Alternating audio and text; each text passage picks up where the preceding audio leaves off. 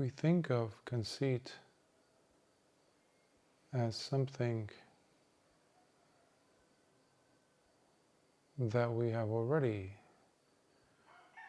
passed beyond.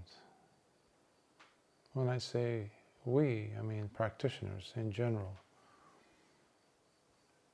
Usually think that this is something that, I've already overcome, I've passed beyond, it's beneath me, or I've transcended it, etc. And this especially does happen with people who are studying the teachings of Lord Buddha, or have practiced meditation for some time and basically have some understanding of the Dhamma, basic or otherwise. What usually happens is the mind convinces us to think that, because I understand what this is saying, such as asmimana, the conceit am, I am, who I am, how I think, my conditions, my priorities, etc. I have a solid understanding of.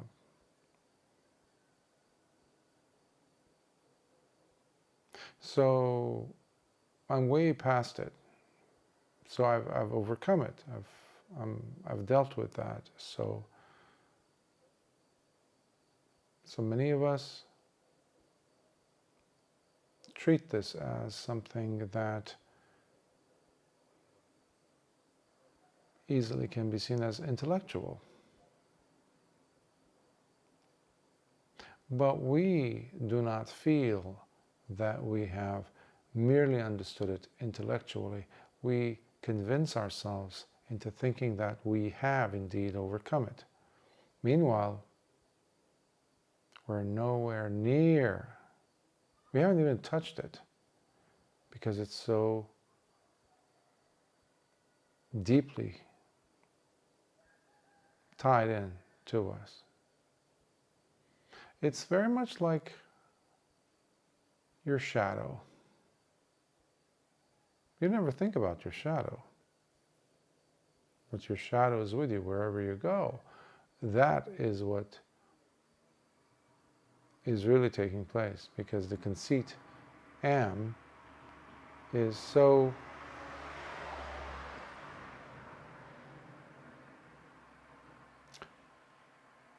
heavily present.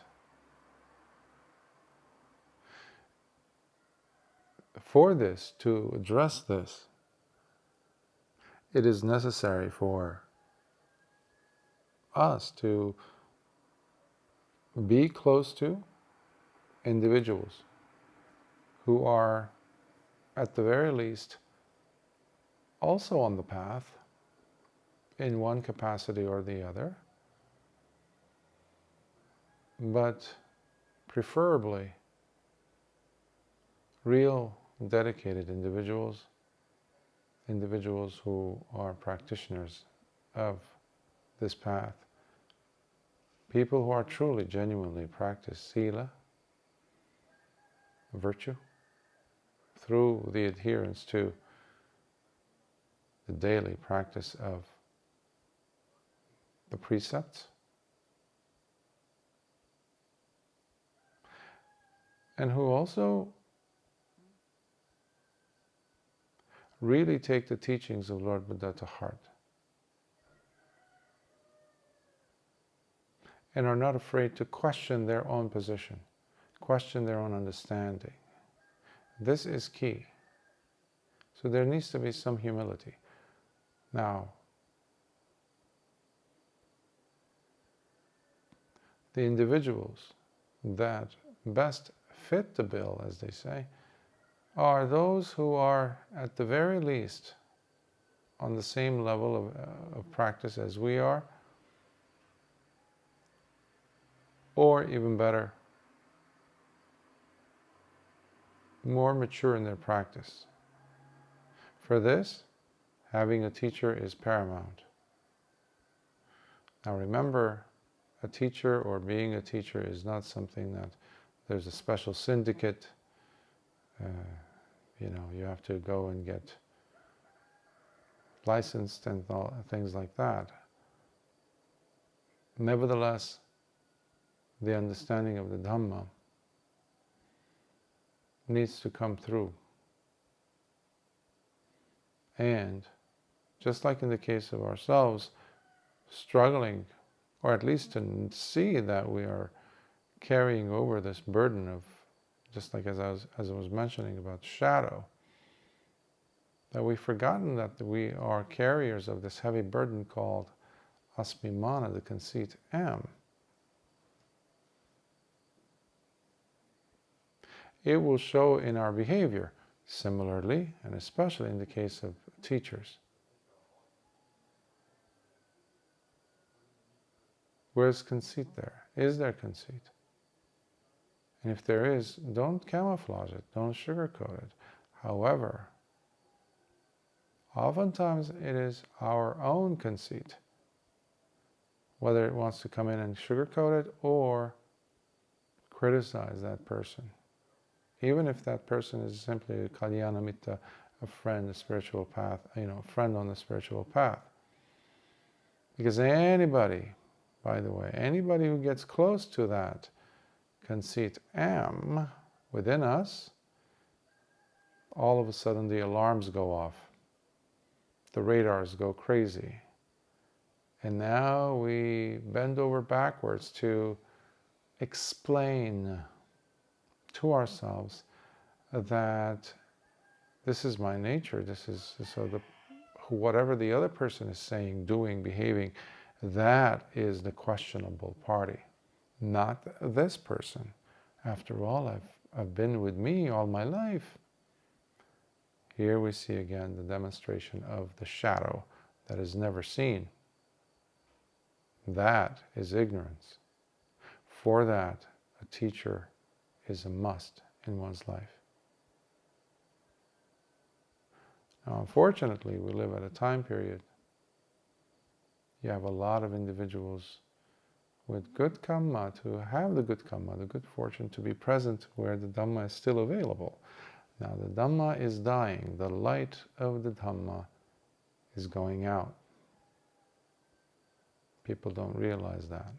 And one of the things that is making the Dhamma really die faster and faster, and when the light goes out, you can't go looking for it. It's done. Already it's harder and harder and harder to find the Dhamma proper. People don't realize this. And they think that they have all the time in the world. Again, ignorance. For this reason, one of the cures that Lord Buddha gave us was and is the treatment, the ointment, the medicine of urgency. Having the urgency. Now, if you're living comfortably, if you have the means to live a good life, the resources are there, you're getting your pleasures met pretty much. You're getting those fuzzy feelings here and there from different things, different interactions. Then you basically have enough pleasure to sedate yourself, to anesthetize yourself. From what? From dukkha. Lord Buddha did not begin the Four Noble Truths by saying pleasure exists. The truth of pleasure, the truth of pleasure seeking. No. He started with the presence, the truth of suffering. Suffering needs to be understood. So unfortunately, we live at a time period where you have a lot of people whose goal ultimately is to gain some form of pleasure, including within the arena of spiritual practice. Now, many people, especially the intellectual types, or even the ones who are more leaning towards the practice aspect, at least on the surface, what I have found is that there's still the seeking of pleasure. It could be intellectual pleasure, concepts, perceptions. The more concepts you have, the more sannyas you have, and the more they kind of, quote-unquote, make sense to you, the more you believe that you're actually getting closer and closer to Nibbana, closer and closer to the Dhamma proper. What is that? That is pleasure-seeking. That has nothing to do with understanding dukkha. In fact, you are trying to get rid of dukkha by seeking more pleasure. Basically, you are practicing the path of adhamma. Now, majority of those people will not see this. Why? Because they are sitting in the smack dab cesspool of conceit, their own conceit. And this is why a lot of people drop out when they come across the real Dhamma. It's too much for them to bear. What do? They have to protect that. How? Pulling themselves away and using all kinds of excuses, of course. Why? Because this is a self-protective mechanism. From what? Being confronted by the unabashed, the unrelenting, powerful brightness, truthfulness of the Dhamma that's looking at them unflinchingly. It's quite intimidating for individuals, including the ones that I was mentioning, who pretend to be basically practitioners. And from the outside, they look like real practitioners.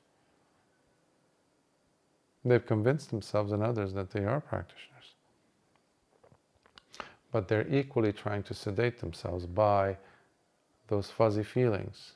This one's more emotional based, giving you those emotional highs, the tranquility, maybe the jhanas here and there, or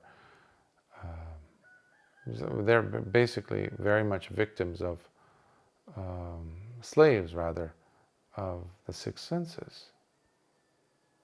These are the aestheticians of the spiritual practice, if you will. They look for the aesthetics. And they have very flowery language, flowery interpretations of the Dhamma to make you feel, and themselves,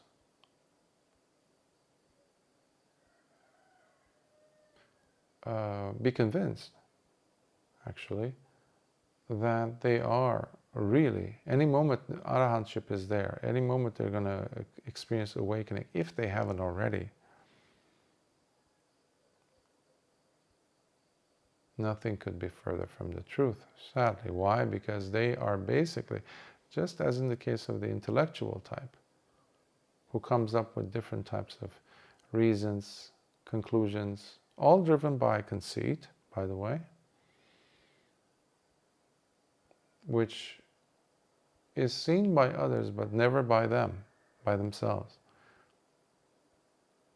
And anyone who points that out, they will distance themselves from such individuals, because it's very uncomfortable, because you're pointing out, that you're highlighting the presence of the wound that is oozing with pus.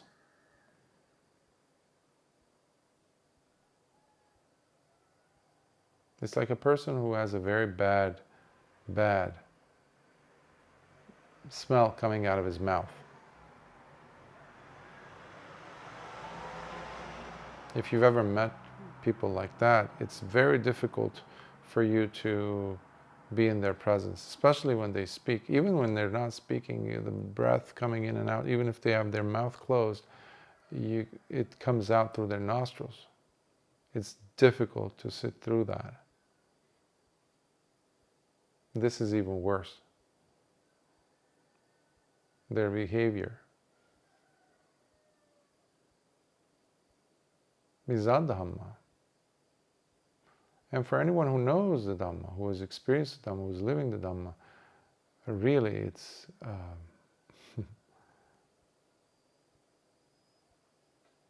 it's so loud.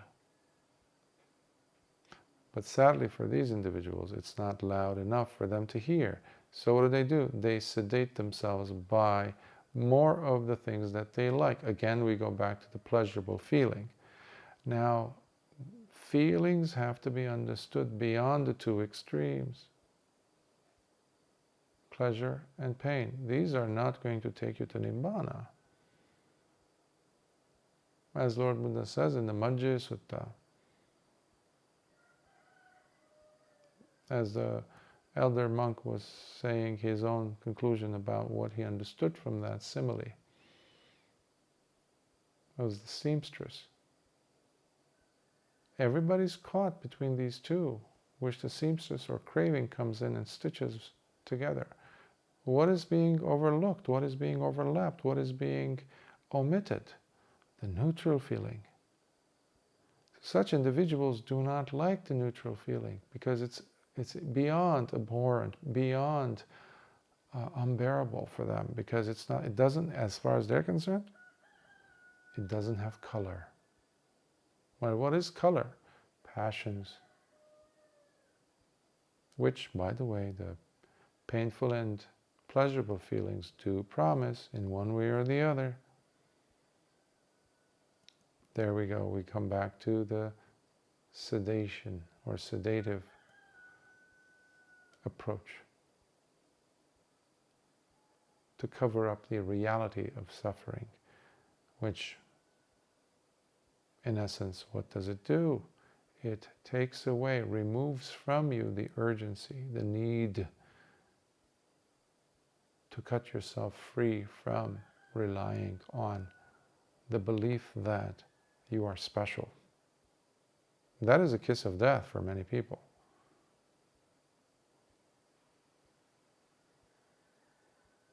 And that's what Asmimana is always doing. When you have the inclination or drive to want to be correct, again, there's different gradations. There's the subtle layers of it, which makes it very difficult to be detected. And that's why a teacher will point it out by the comments they make, questions they ask, responses they give, which exposes you, who you are. Basically, they're pointing at your shadow, which you do not want to see yet. So we are living in a culture where we have a lot of those characters. And there's a variety, as I said, it's on a spectrum. On one end you have the emotional type who want to be inspired.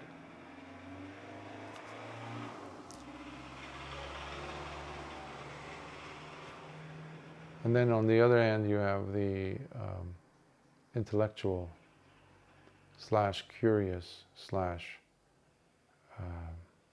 conceptually driven types who are always collecting data to compare and contrast while they keep themselves in the maze, in the labyrinth of dukkha, while convincing themselves, well, how can I accessorize the Dhamma to such a point it's like the labyrinth passageways covered up in interesting colors, into interesting paintings, to make your torture bearable until you croak and die.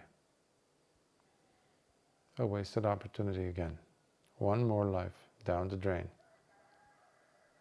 But because you're not going to remember it, pretty much, it really doesn't make a difference ultimately. So yeah, you're a bag of regrets. Fine, so what? But at least it was an interesting journey. What's missing here? The urgency. That's why all those, now I'm not going to say many, all of those who go to or come to the Dhamma without that urgency, or have a cap, we have a glass ceiling, if you will, of not going beyond. That means I have already placed a limit to how far the Dhamma is going to take me in reality. Ideologically, I might say, yeah, or when talking to others, I might say, yes, I'm working towards awakening, the goal of the holy life, etc., all that. But in our mind, we have said, we have already defeated. It's like an athlete who's starting to, who's about to run, let's say, a sprint, Olympic sprinter, or an athlete. But in their mind, they've already defeated themselves. They're defeated. They can't finish the race, even in the first or 3, 4 categories, even the 5th category. They will go to the last. Because that's how they saw themselves. That's how much they're allowing their muscles, the explosive push that is needed for a sprinter on the track and field to rush, to break through the air and the space in front of him and push his body forward. That is lacking in such, actually in the majority of seekers today. I will tell you that. Only select few who come to the Dhamma, out of the many, by the way, are really practicing. Very, very few. Then the question is, am I one of them? That's a courageous question to ask. Am I one of those who you know, this bhikkhu, this monk is saying that, you know, if this is true, am I one of the few, or am I one of the many?